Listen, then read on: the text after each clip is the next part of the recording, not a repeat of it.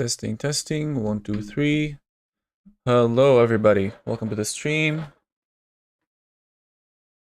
So today I will just be going through my. Hopefully, I think I'm almost there. So let me finish the first sentence. I was gonna say, hopefully, my final draft. I think I'm almost there. It's looking good. It's looking very, very good. If you've watched my earlier videos, you would have seen that. Yeah, that I usually have money in the bank and stuff, and obviously I've used those. I've used that money now. So previously I had Kelleher, but I haven't heard any news about him starting or him getting, better after that precautionary when he was sidelined in the last preseason game. So I thought, am I gonna go with Verbruggen, and then there's Steele that could steal his spot and stuff. So I'm not sure. Yeah, I guess I spent that extra 0.5 just to get cells. I spent the rest of the money to get Fulkrug. So previously I had Gui. I really need to kind of figure out how to pronounce his name because I will be having him this season. I think he's a good 4.5 to have. But and I know I played down the bench boost, but I can't just lose a player for free like that. So I needed like a starter. I think Fulkrug away to Sunderland. He's been scoring. I think he's scored every single game this preseason, which is pretty nuts considering he didn't play that much last season. But he's a quality player. I've only ever seen him with Germany, to be honest. I haven't really watched him. I'm not gonna lie and say I watched him in Bundesliga or wherever else he was. But I have seen him play for West Ham a little bit, but mostly for Germany. And I think it was particularly, was it the World Cup or the Euros? One of those two. I think it was the Euros. Yeah, so I really like him. I think West Ham have a nice few fixtures. He's playing up front alongside Bowen. He should be assured for starts, at least the first few game weeks. Yeah, so I've spent money there. And sells, and who else? I've had to downgrade Verts. Oh my god, I've been rocking back and forth between Verts and Gakpo.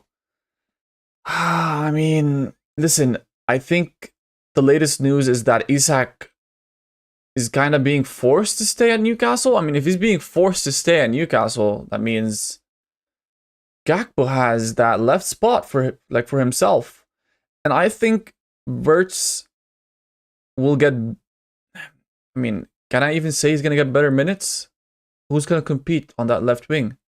Ekitike is more of a striker. And I know, sorry, I know he played he could play on the wing. He's done that a few times for PSG. And I think if we go to Florian Wirtz's positions, so if we go to transfer market, actually I have it open right here. So yeah, he's an attacking midfielder, but he's also played on the left wing 9 times. Yeah, that's super rare though. If we look at these numbers, so like 200 games in other positions, 160 of them like in that center attacking midfield role, only 9 times on the left wing. Come on, like he shouldn't be utilized there. There's no way. I think it's Gakpo's position to lose, and he won't lose it because he's a quality player, and and Slot just absolutely loves him. I just need him to love him even more, and just keep him there. Yeah, and then Ekitike. Let's look at Ekitike just to see like how true is it that he, plays in that left wing role. I think I have to go here. All seasons. So it'll give us like a rough, illustration. Yeah, there you go. So obviously, yeah, he plays most of his games in the center forward role. Second striker, not so much. Yeah, even left wing, it says 4 times. Come on, guys. 4, 2, so 6 times he's had to play out of position, and 118 times he's played in the center forward role. Hell, even Gakpo. Why are we saying that Ekitike is gonna steal Gakpo's spot? What if Gakpo gets Ekitike's spot and Ekitike goes down the wing?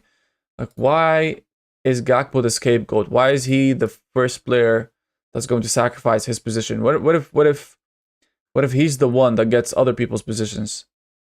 So if we go here, I mean, yeah, clearly with Liverpool, he's been playing on the left wing, and I guess for other clubs and stuff. But he has played as a center forward 70 times, and I think most of those came they came with what's it called? The Haaland. Because I remember watching him, and he used to always play up front, like as a striker alongside Depay. Yeah, but look, he has experience here and there. I don't know. All I'm saying is he has no competition. His spot is his. Why spend an extra million? That's the question that you need to ask yourself. Is Gakpo, so much worse that you have to spend an extra million to get Verts instead? I don't think so. I think Gakpo's good. And by the way, Liverpool are playing in an hour against Crystal Palace for the Community Shield. So that'll give us a lot of information. In fact, have they announced the lineups? No, not yet. It's too early. Maybe in like 10 minutes or so. But yeah, so going back to the team, what I've done is Verts moved down to Gakpo. I had a mil outside, and then that gave me another mil. That's 2 mil. 0.5 for Sells, and then 1.5 to go from GUI to Fulkrug. Yeah, I think the team looks absolutely amazing for a bench boost game week 1. I swear. Like, I thought I was doing the smart thing, having GUI and just trying to save money everywhere, but I think just spending that 2 mil or 1.5 mil, whatever it is, and going down from Verts to Gakpo, I think this is a solid game week 1 team. Now I am relying on Rangers starting almost every week, because in fact, actually, no. I mean, if Fulkrug keeps his place, as well as Perot, if these two keep their places, I have 8 players to choose from. So it's always going to be one of two of Peru, Fulkrug, and Rangers, which is not a bad combination to have. All 3 players are quality if they have their positions settled. And Van de Ven and Goodbunson on the bench. I'm always happy to bench those players. Oh yeah, by the way, I swapped Wan-Bissaka with the youth. So this is the first time I've done this. I know I see a lot of content creators going for the youth, and he's getting a little bit more popular. So he's playing down the other wingback role, opposite to Wan-Bissaka. But then I thought, okay, what about his numbers? Because what's up with this youth guy? Because I've never watched him, obviously. And then I go here, and apparently the guy scored like 7 goals, 2 assists last year. Not only that, but he has an expected goals plus assists, non-penalty, of course. He's never taken a penalty, I think, so that doesn't matter. Is 0.4. That's literally attacking midfield level for a big club. So, I mean, if those are his numbers, and that's his style of play, and that's his game, by all means, I'm more than happy to have him. And he's playing a left wing back role, so he's more or less, if he's super attack minded, like you could consider him as a left winger. It's that good. So yeah, I can't ignore that, honestly. So that's why I had to swap Wan-Bissaka for Diouf. The rest of the team has always been the same. So Milinkovic has been there since day 1, Salah since day 1, Palmer since day 1, Watkins as well. Those 4 have never been changed. Dubravka obviously comes in. 4.0 million starting goalkeeper. Why would we not do this? I think it would be very silly for anybody to not go for Dubravka. If we're sure he's starting and he costs 4 million, he should have 100% pick rate, which he doesn't. He has 24.3. What are people doing? I don't get it. Why wouldn't they? I mean, the only thing I would understand is if they pick like Kelleher and Valdimarsson, because then they're like guaranteed, to have a starting goalkeeper, 100%. So they'd never have to think about this position ever again. and not to have to worry about, alternating, even though I'm not doing that myself either way. Even if Dubravka plays all 38 game weeks, if I have cells in the team, I trust Nottingham Forest defense a little bit more, even though their XGC, by the way, is super high. But I guess Cells gets a lot of saves. He's a quality goalkeeper. I think he's a little bit better than Dubravka. So, yeah, if I'm spending 5 million on Cells, Cells is always going to start. Doesn't matter if he's away to Arsenal and Dubravka is home to Sunderland. Doesn't matter. Cells always starts. But yeah, why would anybody be spending more or not have Dubravka unless they have this sort of lineup, so Keller and Valdimarsson, then I understand. And then if they had Verbruggen, but I think Steele's also 4.5, so it's not gonna work here. I guess they could go for Burnley, but then Dubravka is the main keeper, so it doesn't even matter. And they could have Weiss, I guess, if they. But why would you want to target Burnley or Leeds, or who else? Where's the third promoted team? Am I blind? Leeds, Burnley, Sunderland. They got two 4.5s. Well, that's interesting. But I think it's Patterson. Patterson is going to be the main goalkeeper. But yeah, that's my team right now. I think I'm settled as long as nothing crazy happens today during the Community Shield. Like if Gakpo gets injured or something weird happens, which I don't think anything is going to happen. But if it does, then I'm forced to change players around. Crystal Palace are appealing, but because they have the Europa League games, I guess, between game week 2 and 3, that's a lot of games for my liking, and I'm not gonna, go for their players. And then we have, what else? Oh, we have a viewer. Nice. Hi, viewer. It's probably one of my friends. Say hi if I know you, or if I don't, doesn't matter.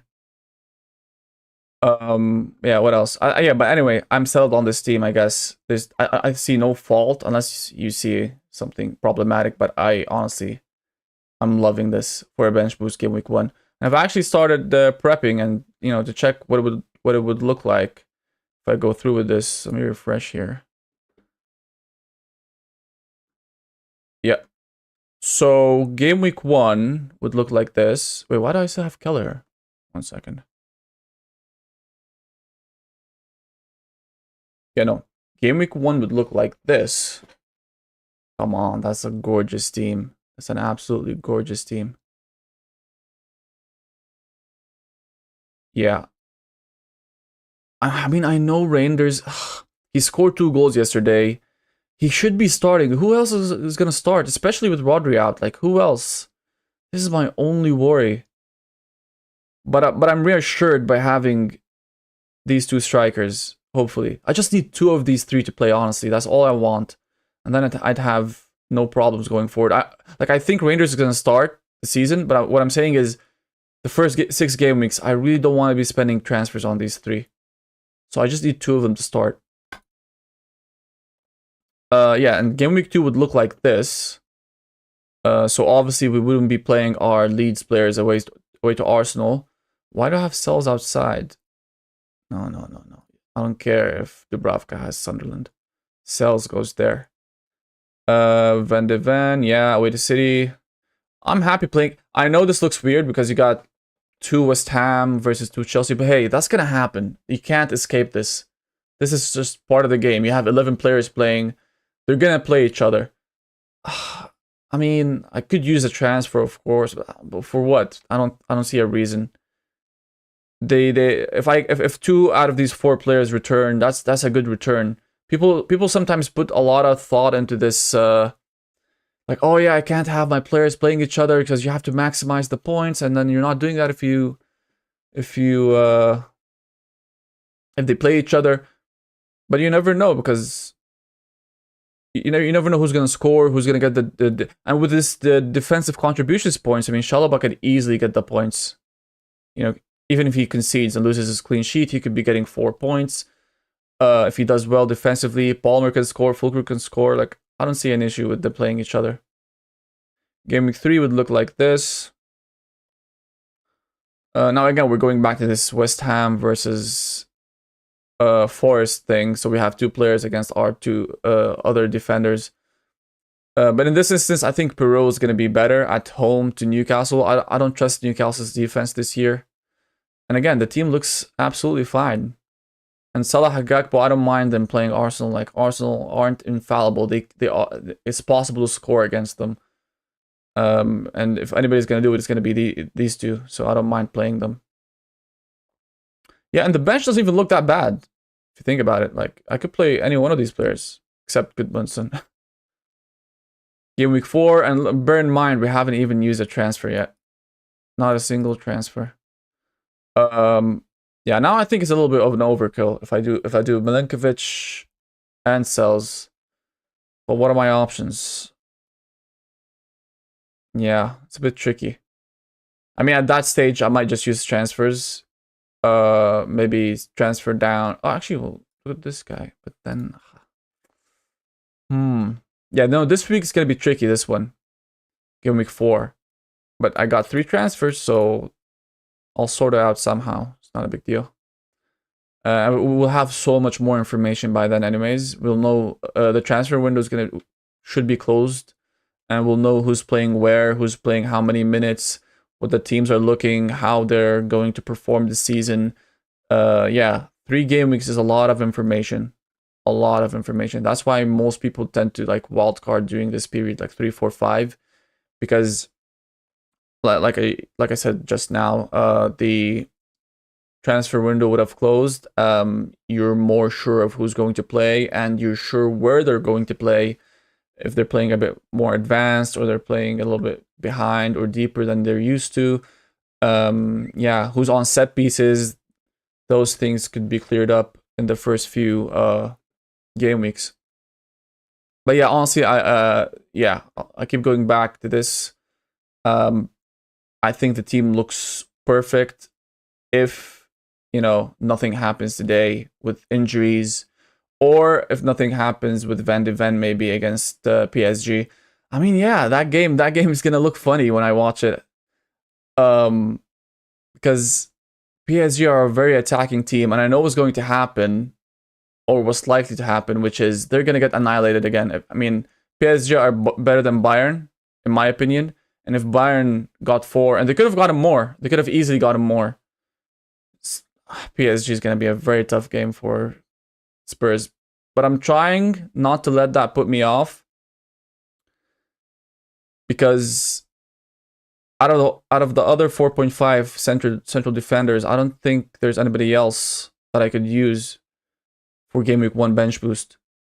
Like, who has a better defensive game in Game Week 1? Other than Spurs against Burnley. Defensively. Like Aston Villa, Newcastle, they could easily score. Liverpool, I mean, yeah, but I can't afford Van Dijk. Plus, Bournemouth are a very attacking team. Yeah, I'm not going to risk it against Semenyo, Evan Nilsson, Kluivert, Utara. Who really has like an easy game? I can't double up on West Ham, so I can't do that. Chelsea, I already got Chalobah, who's not guaranteed to be in my team, but he is there now.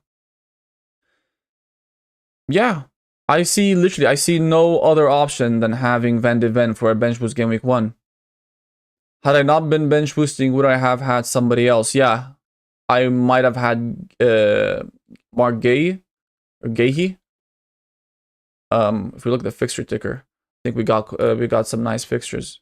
Oops, let's sign in again. We can see them here if I just go to Crystal Palace.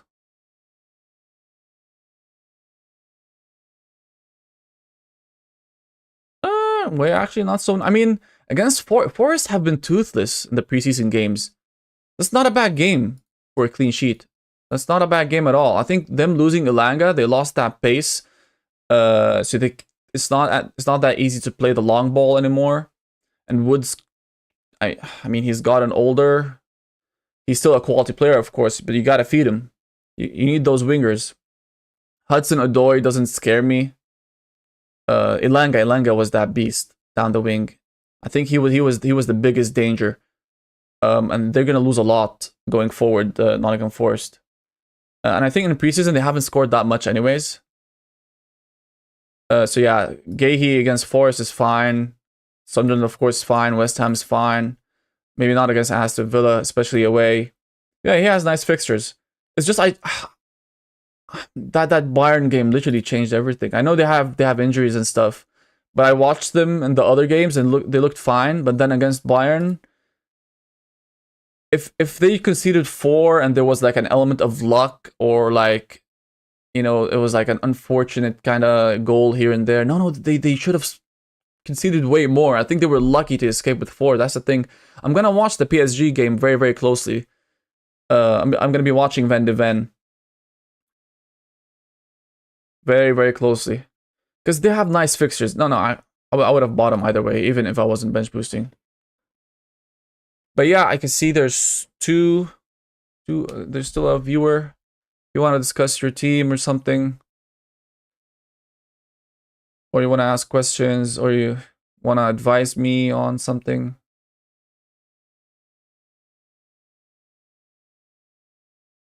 Yeah, it's pretty hard to do these streams when there's not a lot of back and forth.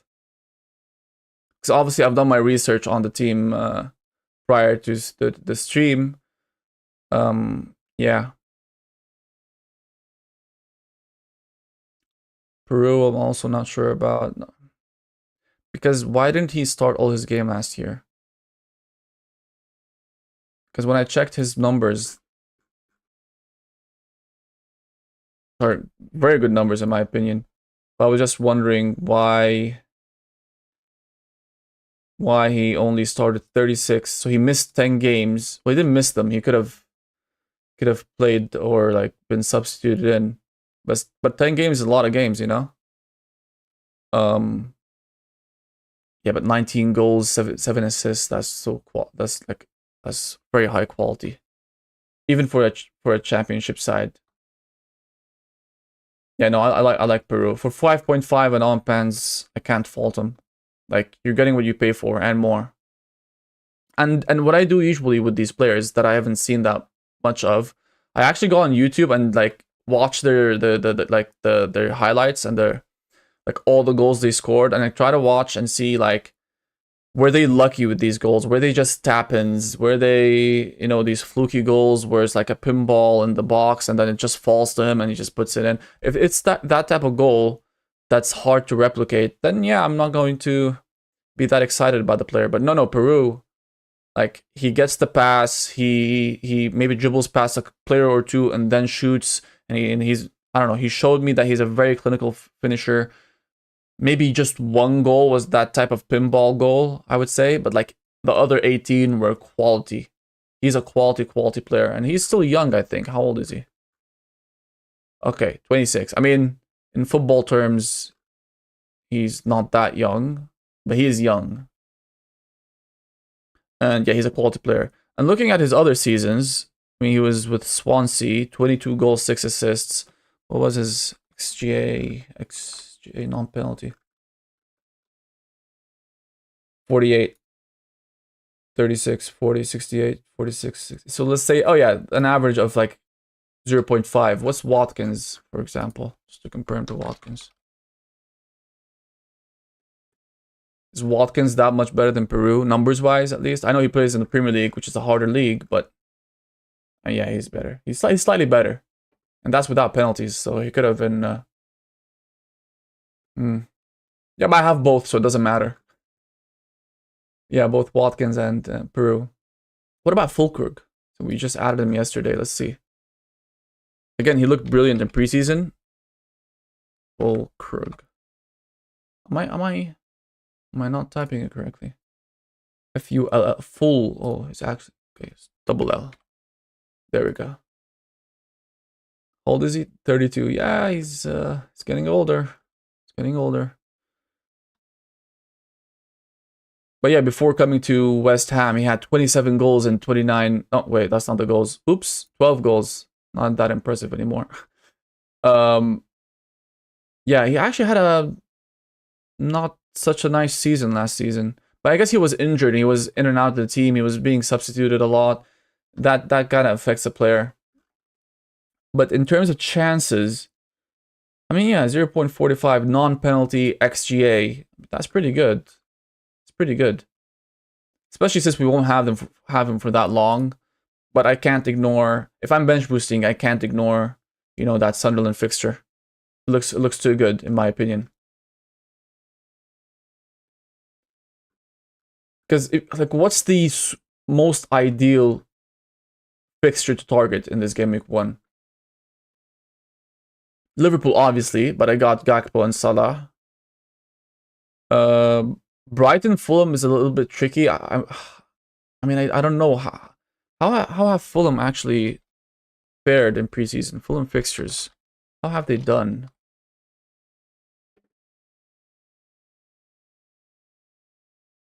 I mean, they haven't played that many. Okay, they beat Nottingham Forest. Wait a second. Hold up. 26th of July. They beat Al Ittihad. Guess Al Ittihad. I'm not sure if they're that good. Okay, they won all their games. What am I talking about? Yeah, Fulham's pretty good. Eintracht Frankfurt, they're a pretty good team in the Bundesliga. Yeah, so again, so Brighton versus Fulham, that's not obvious. Spurs versus Burnley. Yeah, I guess. I just can't shake that Bayern Munich game out of my head. I swear it was terrible. It was terrible. Even going forward, like, I need to watch them on Wednesday or Tuesday, whatever the PSG games is for that Super Cup. Sunderland, West Ham. Well, I have Diouf and Fulkrug. Yeah, of course, I'd like to have Haaland, but Rangers will have to do. Palmer and Chalobah for now. It's not an easy fixture at all, by the way. Forest, we got 2 defenders. Even though this has just... Wait, hold up. Nottingham Forest fixtures. Can you guys even see this? Yeah, you can.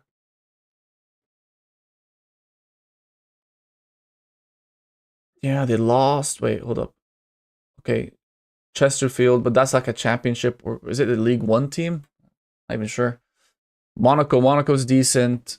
Clean sheet. Wait, how many is it? What the hell? 5-0 games? Did they not even score? They scored once? They've scored 1 time in 1, 2, 3, 4, 5, 6 in 7 games. Yo, that's absolutely crazy. 1 goal in 7. What's happening? What about this one? Wait, let's check the stats. Are they like unlucky or something? Nottingham Forest. 1 goal in 7 games. Yeah, that's crazy. Okay, first, let's see what happened here. Do we not get statistics? Yeah, we do. So, of course, they didn't have the ball because they like to sit back. That I knew already. Oh, no shots. Oh, there it is. 6 shots on target. I mean, we can't tell much from this because we're not sure where the shots were taken from. I mean, 7 shot attempts, and they had 7 shots, but they scored more. I guess, I mean, let's check the other games. So, Birmingham, how do you lose against Birmingham? Oh, there's no numbers. What about Fiorentina? There we go. Shots off target, 5 shots on. I mean, yeah, apparently they played better offensively. Not better, same. And I watched Fiorentina against United. They're actually a good team. They're actually a good team. So, yeah, maybe this is not that bad. Yeah, it's just weird to see them not score in 7 games. Scoring 1 goal, that's just crazy to me. Yeah, red pill me on Reinders. Listen, in my last video, I was bigging him up, and then I saw he wasn't starting for against Palermo. I'm like, okay, listen, I can't have this type of player. I need minutes. And then he comes on and just scores a couple. And then I'm like, I'm starting to think, okay, what if it's one of those games, you know, the manager's still trying to test things, even though it's the last preseason game. So I thought that, what's it called? That Pep would field his main team, and then he would keep that team. But no, he made a lot of changes during halftime. So maybe that was just, him testing things further, even though that's his last game before starting. And then Reinders just shoots twice, scores twice. He had a chance at a hat trick, and I'm glad he didn't score it because everybody and their mother would have been on reindeers. I'm French, so I hope PSG win, but I actually live in Denmark, so I hope for a good start for Thomas Frank. Win-win for you. For me, I'm going Anderson and Milinkovic from... Yeah. Milinkovic, I have very high hopes for. Nottingham Forest's defense is absolutely... I mean, here, we just saw it right here. Where is it? What the hell? Yeah, look how many 0-0s. Even though it's not against like quality teams, except like Fiorentina, I would say. But yeah, they know how to keep a clean sheet. And yeah, Milinkovic and Anderson, they're at the heart of that. So I think you're taking the right decision. Yeah, but you hope for a PSG win. I think PSG will win. There's not a chance PSG don't win. I don't think. After what I watched against Bayern Munich, yeah, Spurs don't have a chance. But I wonder how they've done in general. Let's go back to SofaScore. Like in the other preseason games, because I don't remember them doing that badly. Tottenham Hotspur. So, friendly games. They played against Reading, beat them. They drew against Wycombe, drew against Luton. Oh yeah, they beat Arsenal. That's true. I even watched part of that game. But what happened? And they drew against Newcastle. Yeah, this game is where I was like, okay, Van de Ven looks so good. Because I remember looking at his defensive contributions. Yeah, 4 clearances, 1 block shot, 1 reception, 1 tackle. So this is like, that's the C bit. So if you like add those up, 7, not quite 10. But that's decent. And he had a good score that game. And they kept a clean sheet. This is not really away to Arsenal because they're both playing on a neutral ground. But yeah. I thought like, okay, these guys know what they're doing.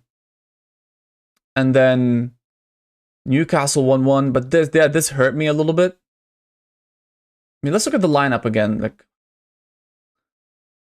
apparently Romero had a nightmare. I didn't watch the game. I watched the highlights. I'll be honest. Like, I didn't watch to see exactly what went wrong. Oh, Palhinha played as well. That's supposedly their new central defensive midfielder star, sort of. Yeah, I don't know. This is almost like their main lineup. Who else didn't play? Like, I know Madison's injured, Son left, but like, who else do they usually have? Like, in terms of star player, this is technically their team, right? And I mean, looking at Bayern, can I fault Spurs? Can you fault them? I don't know. Kane, Olise, Coleman, Diaz. Coleman, I love this player. You know, like, I love the winger that doesn't just give it away for free. The guy drives forward. I've never seen him like lose a duel. Of course, he loses some duels here and there, but like when he's trying to dribble past players, he dribbles past players and he makes the correct shot or the correct pass or the correct cross. This guy's super quality. I feel bad for Spence that game. And if you saw his goal, it was a wonder goal. He cut inside on his left foot. He's a right-footed player. Curled it into the top left corner. Kimmich. Yeah, I mean, come on. Spurs were never winning this. And going back to my friend JMDJF. Yeah. Bonjour, first of all, since you're French. Second of all, yeah, PSG. PSG are going to win. There's no way. There is no way. But, yeah, I'm keeping, what's his name? Did I close the tab? Oops, I think I closed the tab. Yeah, I'm keeping Van de Ven just for that Gameweek 1. And again, like, I don't have to play him that often. So Gameweek 1 bench boost. Gameweek 2 away to City. I could just bench him. Gameweek 3. Now we have 2 transfers.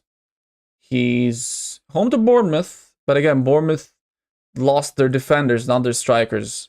So you can target Bournemouth if you have strikers or like attackers playing against Bournemouth. That's fine. But I think don't go heavy on defense against Bournemouth because they still have Semenyo, Kluivert, Otara, Evanilson, and who else? So yeah, I wouldn't play him in this game. West Ham. I mean, maybe because I have West Ham, two West Ham players, I might not play him. I don't know. Listen, but again, by game week 4, we'll have so much more information. So much more information. I just need to survive the first 3 game weeks and trying to keep my transfers. Because if you keep your transfers till game week 4, you're golden. You have all the information. 3 transfers is quite a lot. You don't have to use your wild card. You can save it for that juicy game week 13. Which everybody would love to do. But I know it's easier said than done. I don't think I've ever, in maybe, I don't know, 15 years, not 15 years, 10 years playing the game, a little bit more, I've never used my wild card later than game week 5 or 6. Never. Because a lot of things tend to go wrong. But to be fair to myself, I never had a decent bench when I played the game. Even last year, I like when I got top 10k and stuff, I started with no bench at all. Because we didn't have that bench boost. Like, you didn't need a bench. You just put all your money into the starting 11. But I think with this team, if I go with this, and Reinders does start and keeps his place the first few game weeks, Fulkrug keeps his place, Perot should be the lead striker, the lead striker. I think I'm looking good. I think I can manage not, you know, using transfers, saving them for game week 4, 5, and 6. And then, yeah.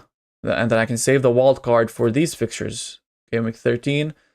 And again, if you're not familiar why people are fixated on game week 13, that's because Arsenal suddenly get difficult fixtures, more or less, if you consider Spurs to be a difficult fixture, I guess. But, you know, Chelsea away, Villa away, all that stuff. Even Everton away, they're a very good defensive side. Yeah, defensive contributions, they're giving me headaches as well. Like, I actually looked at them. I mean, let's look at them again. Might need to log in one more time. Am I even allowed to show you guys this? I'm not even sure.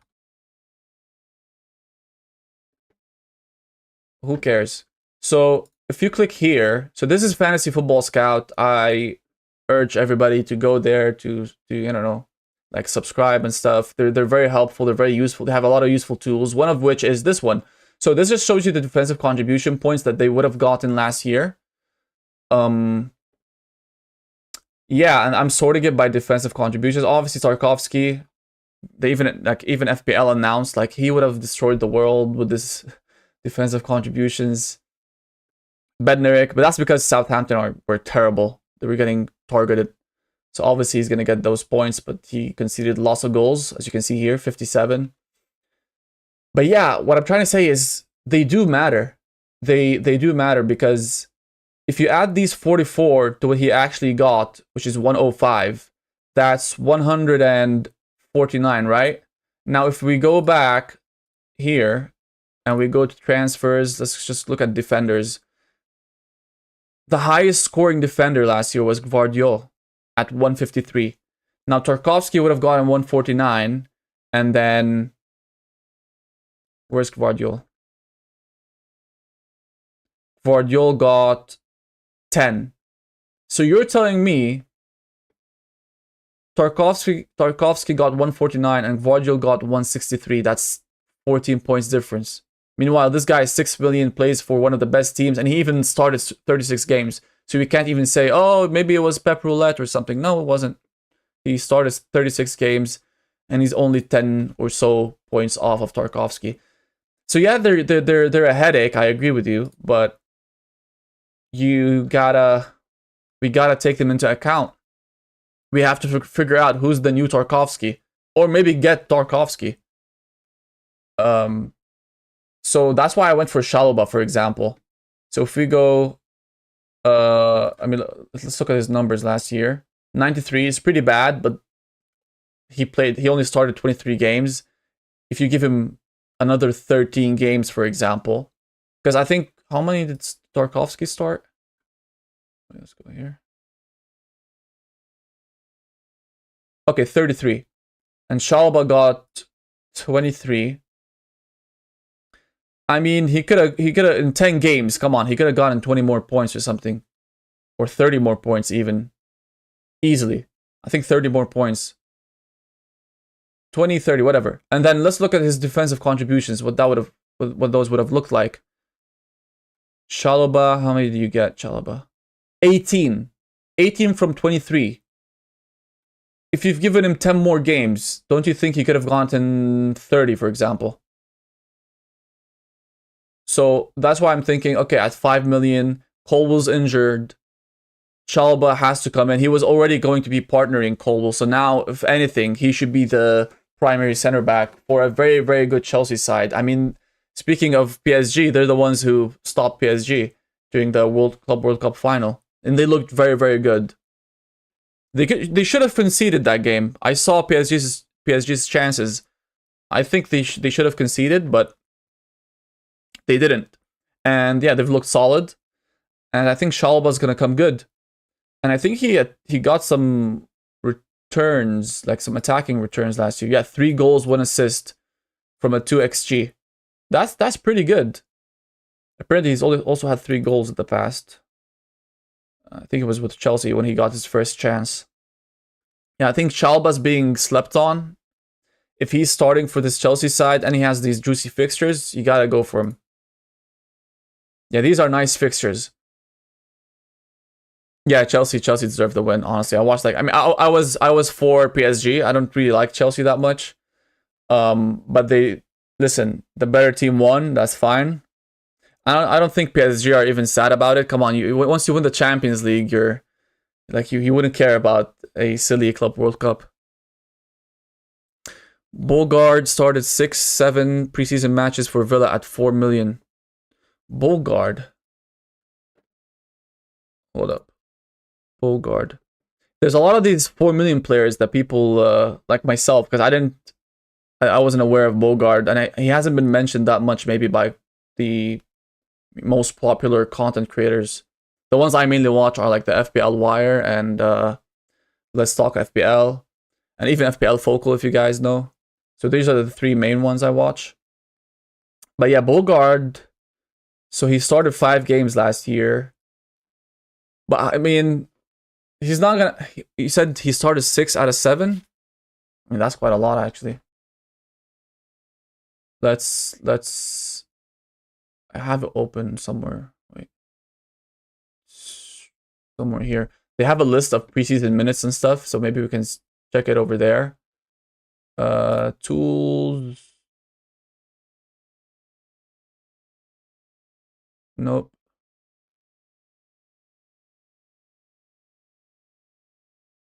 Who has 5 stars, 11 goals conceded? Where is this thing? Preseason. Fantasy Football Scout preseason minutes. Not interested. It's got to be this thing. There we go. 5 stars, 11 goals conceded. Well, first let's just check the starts. The minutes, sorry. So, oh yeah, he's right up there. He's right up there. So he played against Walsall. HNS, not sure which team that is. I think Ein is Eintracht, if I'm not mistaken. I wish they would put the whole name somehow. Roma, yeah, and I have too many tabs open. Let's see. Aston Villa fixtures. I just want to see the teams that he played against. Okay, MAR is Marseille, and they got beat. I mean, but that doesn't really mean much. He played 90 minutes. Is that their last game? Oh, but hey, that doesn't matter, I think. I think it doesn't matter because they have another game today against Villarreal. So I think he played his B team against Marseille, and he's playing his A team. And the reason I say this is because let's look at the line. We can't look at the lineup, apparently. Maybe they have it here. So if we look at the lineup yesterday, yeah, you can tell. This is not the A team. This is the B team. I mean, aside from Mings and Onana, I guess. But maybe that's why they... Maybe that should be the B team because Watkins didn't play... I think... Is it? Pau Torres... No, Pau Torres... Yeah, Martinez, Pau Torres, Matson, Bailey, Watkins. These are more... like first starting lineup players. I'm not sure. Bulgard. Yeah, I don't think so. I don't think it's gonna be. You should be going for Bulgard. It's gotta be Mings and Torres. It's gotta be. There's no way. But yeah, it is strange that he's played so many games. Literally all games. He's at least participated in. But yeah, I think the main team is the one that's going to be starting today. Because that's their last game before the start of the season. But yeah, I mean, when it comes to a 4 million player, you're never going to play him. So I wouldn't think about it that much, honestly, if I were you. Just pick someone that's reliable, that, you know, God forbid, if you lose 3 players somehow and you don't have enough transfers. I mean, at that point, maybe you should free hit or something. Or use your wild card. But, like, let's say you don't want to. Yeah, then you might need to play this 4 million player. So just make sure they play. That's all you need to do. If they are assured for minutes, then you're good to go. And I think there's Steve or Esteve. Nobody knows how to pronounce his name. Gudmundsson. Who else is there? Reinildo. I mean, I'm just wondering, out of these 3 players, Reinildo. Is it this guy? Yeah, that's him. How many games did he play last year? Atletico Madrid. Wait, is this the same Reinildo? Yeah, Sunderland. 10 starts. Why are people so sure that he's gonna? I don't know. But if we look at the good. Oh man, a lot of tricky names this year. Gudmundsson. There's 3 of them, and they don't tell you which team. Is he Swedish? Yeah, Leeds United. Okay, this is the one. You're like, oh, you picked him. How don't you know him? Well, I didn't watch Leeds or Lille. Wait, he didn't even play. Where are these players coming from? I thought they had a season with their Sunderland or Leeds. And I looked at this before, but I guess I forgot. But yeah, 20 starts. I guess that's good. Now you're making me rethink this. Rodon has got to be Leeds through and through. Okay, he's played 2 seasons with them and literally every single game ever. Okay. So why am I not going for Rodon? I'm asking myself now. If I just advised you guys to go for the assured minutes, why am I not going for the assured minutes?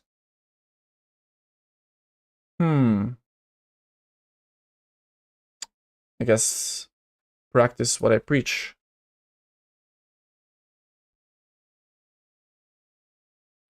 Like, it doesn't matter. Like, it doesn't matter. I'm never gonna play him. I'm gonna play him for the bench boost, and that's it. So if I go back here, wait, can you guys see everything? Yeah, you can. That's good. So if I go here, Gameweek 1, home to Everton. I'm happy playing him against Everton. I don't think he's gonna get a clean sheet, but it doesn't matter.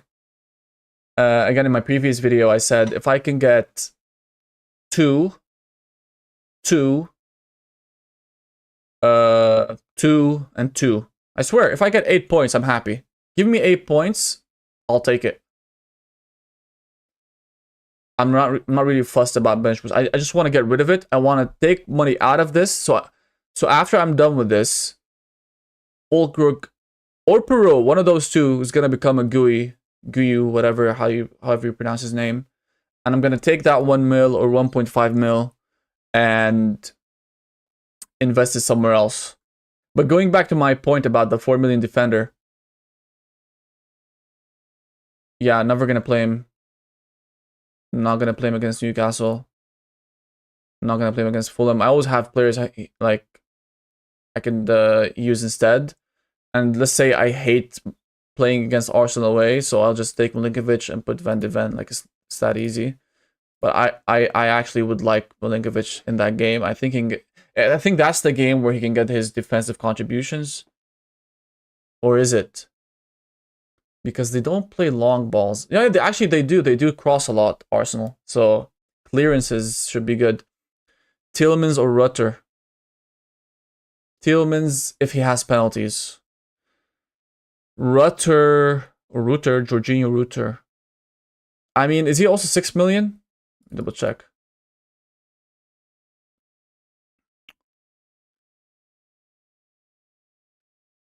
Where is he?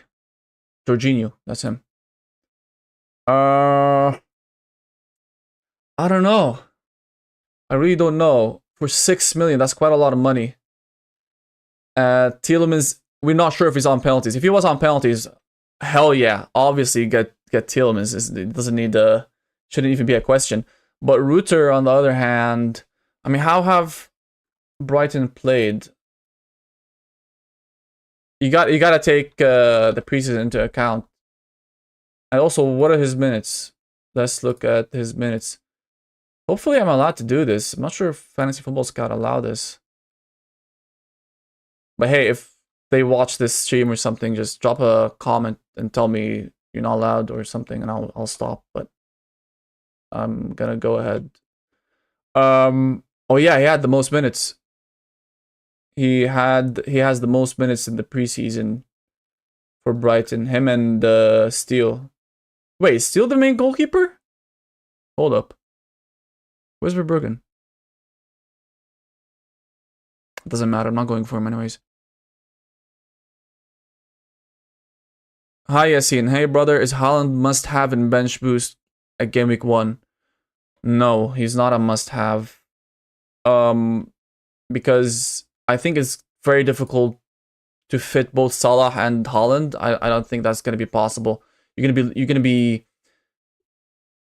sacrificing so many other positions to make that happen. Or if you mean like instead of Salah, I also advise against that.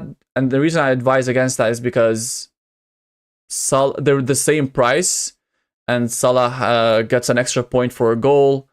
He, in my opinion, plays for the better team at the moment. It depends on how much Man City improve. And he also gets a point for clean sheet. That's more than enough to justify going Salah over Haaland. And he's Salah. He holds the record for most points and all that stuff. But yeah, he's not a must-have at all. Away to Wolves. I mean, Wolves, I don't rate at all. I think City could run riot against them. They could score a lot of goals, but I don't think it's necessary. Yeah, we need to see how Man City, what they look like. They didn't impress me in the Club World Cup. Yesterday they played a little bit better against Palermo, but that's just Palermo. So we need to see how they fare against Premier League sides. Again, Haaland is not a bad player to pick. It's just how do you fit both him and Salah? That's the question. Now to go back, Minte could be a great pick. I mean, let's see Minte. Where was I? Where is this? Minte.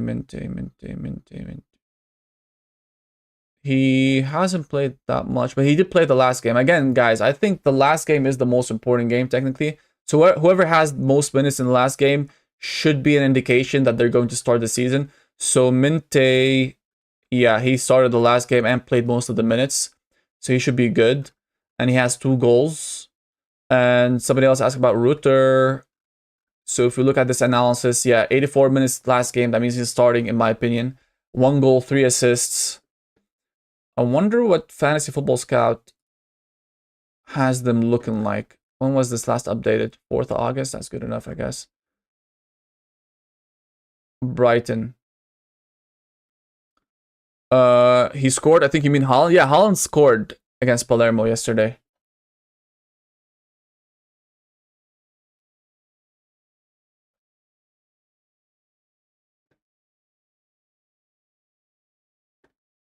Yeah, Haaland scored the first goal. Do they have like detailed stats? Oh, that's good. So yeah, you can actually see Marmoush took a shot in the... Wait, can you guys see this? Yeah, you can see it. So, Marmoush, the 9th minute Shirky, Haaland scored, Stones. These are the shots, basically. This is the shot map.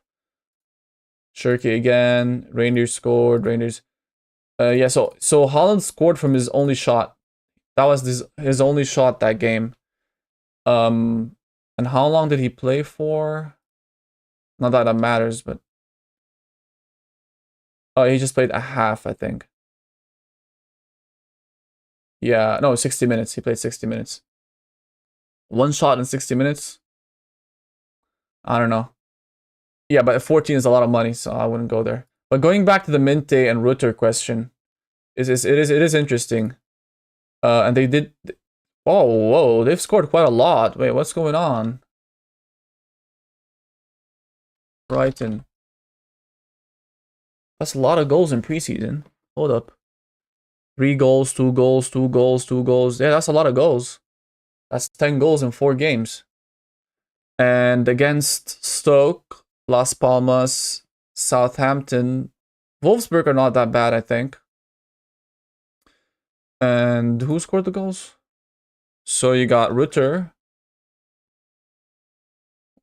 3 assists, 1 goal, so 40%. Wait, but how is that possible? I see way more goals here. Oh, there's more games. There are more games. Why aren't they showing up? Yeah, João Pedro going. They should have more room to play. They have less competition. So that's good. Yeah, that's correct. And I think Brighton have good games. So if we go here, fixtures, Fulham. But yeah, we just established earlier. I'm not sure if you were watching earlier, but we saw that Fulham actually won all their preseason games, and they've looked quite good. And then away to Everton. Everton are a good defensive side. And then home to City. I actually don't like their fixtures. They're rough fixtures. I know we're used to City being, like last year they really fell very, very, they fell down. Then their numbers are terrible defensively last year. But I think they've got to improve this year. I think they had a lot of injuries and stuff going on. Rodri, I think a lot of their center backs were injured. Ake, Akanji, Diaz for most of the season. That's why. But they're all back. They're all fit, aside from Rodri. So this is a very tough fixture. I think this is a tough fixture. Everton away is a tough fixture. Do you really need that Minte or Rutter role or Rutter like a Brighton winger? I mean, for what is it? 5.5 or 6? 6 million Minte. There's 6 million. That's a lot. Because for $500,000 more, you can go Sar. Because look at this. If we go midfielders, actually go all players. Forget midfielders, and sort by XGI. Sar is 17.6 without penalties. You have to remember, all 4 of these players ahead of him have penalties, and they scored some penalties. If you can go up to a 6.5 and get Sar, which is what I was going to do before getting Fulkrug. So I had Gui here for 4.5, and then I was thinking Rangers to Sar, because I think he is the best 6.5 or under. He's the best 6.5 or under. So if I had an extra million, I probably would have gone Rangers to Sar. Yassine, my opinion is make bench boost Gameweek 1 with Salah and Haaland. Because Haaland good strikers in the start of the season. Yeah, and Salah is the thing. Not a lot of people do it. Yeah, not a lot of people do it. That's good, but how will the rest of your team look? I mean, let's try it. I'll try it. So I guess we gotta remove Watkins. We can't keep Watkins if we're getting Haaland, right? So if we were to go for a Haaland and Salah bench boost as well. So you need 15 okay players. Where are we gonna get this 5 million from?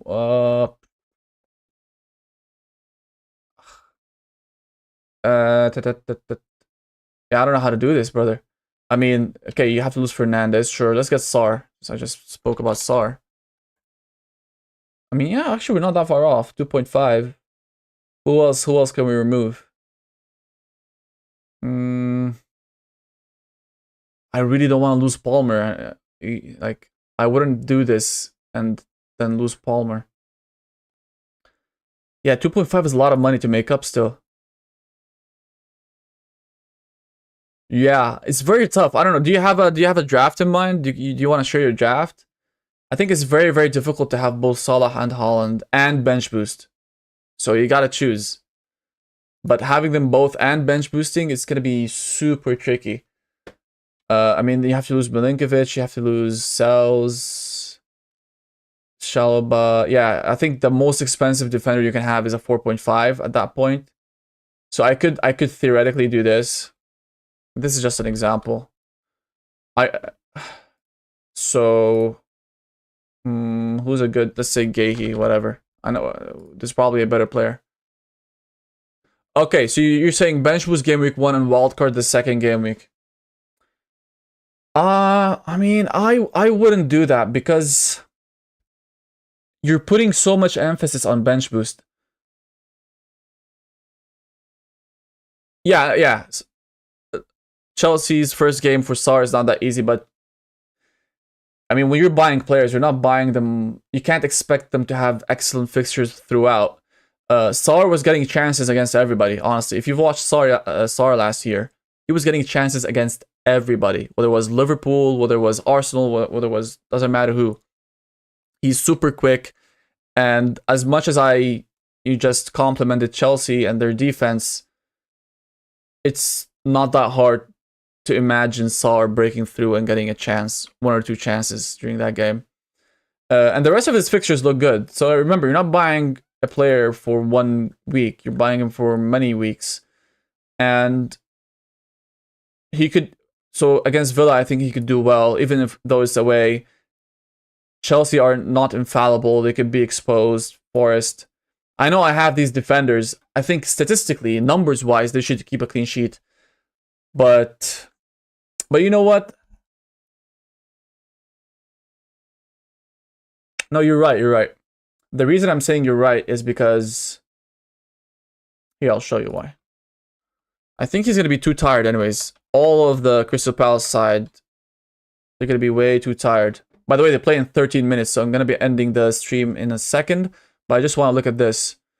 Why don't they show their fixtures? Screw this, let me do it another way. It's fixtures. So yeah, look, this is game week 1. Game week 2, they have a Europa League playoff. Sorry, game week 1. Between game week 1 and 2, they have a playoff. And then between 2 and 3, they have another playoff. I think you're 100% right. Don't be getting Sar the first few game weeks. But yeah, going back to my friend Yassine, your team would look something like this, for example. If you really wanted to have Salah and Haaland, you could sacrifice in other places as well. Of course, you could change around, but I don't like the fact that you're bench boosting and then your wildcard. Hey, it could work. It could be a genius move, but for me, I'd rather keep that wildcard till I have an emergency or until the mega fixture swing. When I mean mega fixture swing, I'm talking about this game week 13. Look how ugly these fixtures are for Man City. Away to Villa, home to Bournemouth, home to Liverpool, away to Newcastle. And look how nice they are. So this is the cutoff right here. Liverpool, they also play, Brentford away, Villa, City away, Forest at home, and then a sea of green. They play 2 promoted sides in 3 game weeks. Actually, both City and Liverpool are playing both Sunderland and Leeds, with City playing 2 home games, and they play them again in game week 19. So that's why I really want to save my wild card for this week, right here, game week 12 or 13. But yeah, I mean, you could go for a wildcard game week 2, but what would you change? That's the thing. Like, you wouldn't be even changing your team that much. I don't think it's worth having Haaland just for that 1 week and then, you know, changing the team. If you're gonna start with Haaland and Salah, then keep Salah and Haaland for the next few game weeks. Like, Haaland has decent fixtures. Home to Spurs, away to Brighton, home to United. United, I think they're going to improve offensively, but not so much defensively. So you could easily go for Haaland during that game week. But yeah, back to the Minte and Ruter. Yeah, I'm not liking their starting fixtures. You know how you just said that you don't like the Chelsea game for Sarr? Well, I don't like the Fulham, Everton, City games for Brighton. I'm not a big fan of these fixtures. And for 6 million, either go up to a 6.5, or in my opinion, go down to Reinders or Anderson and save that money. Spend it elsewhere. But yeah, guys, one last time, I'm gonna go through the team just to show you real quick. Oh, I expect to go wildcard about game week 4 and 5. At that time, we will know much more. Yeah, see, that's a better what's it called? Strategy. That's better than wildcard game week 2, because if you're wildcarding game week 2, well, the transfer window is still open, and you only have 1 week's information. That's not worth a wildcard at all. But game week 4 or 5, from then onwards, I think it's more logical and it makes way more sense, because transfer window's closed. We know if Isak has joined Liverpool or if he stayed at Newcastle. Because, of course, if Isak joins Liverpool, then my Gakpo pick doesn't look nice anymore, right? And you'll know who's on penalties. We keep talking about Saka and Gyökeres, for example. Well, I haven't mentioned them today, but people keep talking about them and saying, well, who's going to get the penalties? Is it going to be Gyökeres? Is it going to be Saka? Is it going to be both? So I think we might find out in the first 3 or 4 game weeks. You'll find out if Gui does play. I really need to learn how to pronounce his name. Marco Gui for Sunderland. Is he actually going to start some games or play some minutes? Then he's a decent 4.5. And again, you'll also find out who's the nailed 4.0, which team's playing better defensively. Is Nottingham Forest still a good defensive side? Because, you know, teams sometimes regress. They sometimes do worse the following season, or sometimes they do better. So yeah, I think game week 4 or 5 is a good time to wildcard. And I might do that myself. Of course, I'm saying I hope I get to game week 13, but I've never ever lasted more than 5 or 6 game weeks playing this game. Yassine, you're right. I just ever drafted Salah, but they didn't convince me. Yeah, it's very hard, my brother. It's very hard to have both of them at the same time at 14. Last year, it was a little bit possible because they were 15 and 12.5, which is 27.5. This year, it would cost you 28.5. So you're paying an extra million. That million goes a long way, in my opinion, and makes it much harder. Do we keep the transfer points again this year, or do we remove it? You mean you carry the transfer? Yeah, you carry the transfers. They didn't change that. So if you wildcard, let's say you had 2 or 3 transfers banked, you'll keep those 2 or 3 transfers for the week after. You're not gonna lose them. So you could, in theory, save 3 or 4. So build your team for the first 4 or 5 game weeks, and then keep those transfers, and then wildcard, and then you'll always have this bank of 5 transfers, and just use them when you think is necessary. So you don't have to rush with it. But yeah, so there's 5 more minutes until the Community Shield, so I'm going to be ending this stream in a second. This is my team for now, unless something crazy happens in the game we're about to watch, or maybe something happens in terms of injuries or news or transfers. But so far, I think I'm sticking with this. And yeah, I'm so glad you guys joined and we had this nice chat. It was very enjoyable for me. And yeah, I hope you guys find this useful. Thanks so much for watching. Have a good day.